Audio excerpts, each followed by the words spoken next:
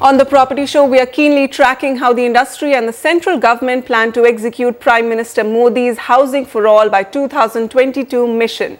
Apart from land, technology and speedy approvals, the challenge of accessibility to home finance for the low-income groups is equally important to overcome. And to this effect, the new chief at the National Housing Bank is fully prepared and confident about taking on the challenge.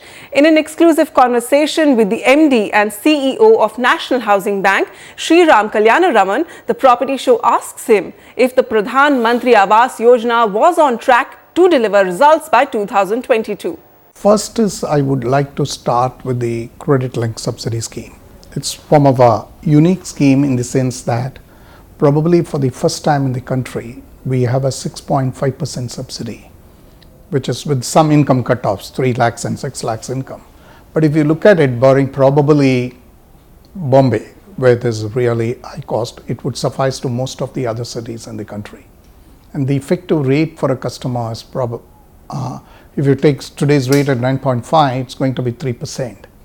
And in some of the states, the biggest advantage of the scheme is when NHB worked it out with the Hooper, one, there is no loan limit. If there are people who are going to combine and if the credit policies allow them to combine the income and probably take it, it's fantastic.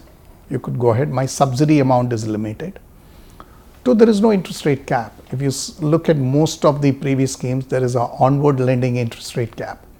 We have deliberately kept it because we realized the low cost housing needs a little bit of flexibility with the financial institutions. In fact, I still remember when we first walked and met the banks as well as HFCs on the scheme to explain one of meetings, the first thing is it's too good to be true. And one of the schemes where we have also said it's a women empowerment because the scheme has that the property women should be a joint holder, if not the primary holder of the property. So there is an inbuilt safeguard built there.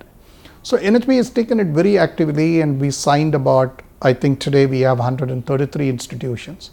With some of the larger institutions, we have already disbursed 50 crores or thereabouts. So we think this would be a game changer. The other aspect, if you say on Housing for All, is clearly how do we help the supply, right? Now, one of the reasons, if you see the below 10 lakh loans, if you take as a up to September, has shown a little bit of decline compared to last year, both on the bank side and on HFC side, purely on number of units, forget the value. Now, how do we increase? One, all these measures will go towards increasing it, but we need to also work on a lot of supplies. So we also did CLSS, actually CLSS and other workshops with some of the building associations. We did it with CREDA and MCHA in Bombay. We are trying to do it with other associations.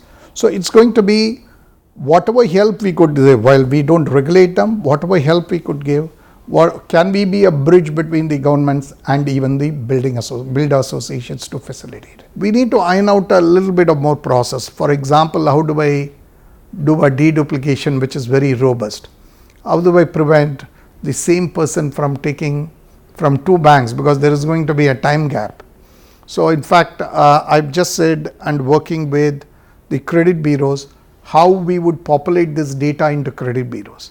Because the moment we do that, the deduplication logic of the credit bureaus are quite high and quite accurate. So we would prevent the same customer from getting a second benefit or probably a same customer from taking advantage of the holes in the system, right? So we would do that.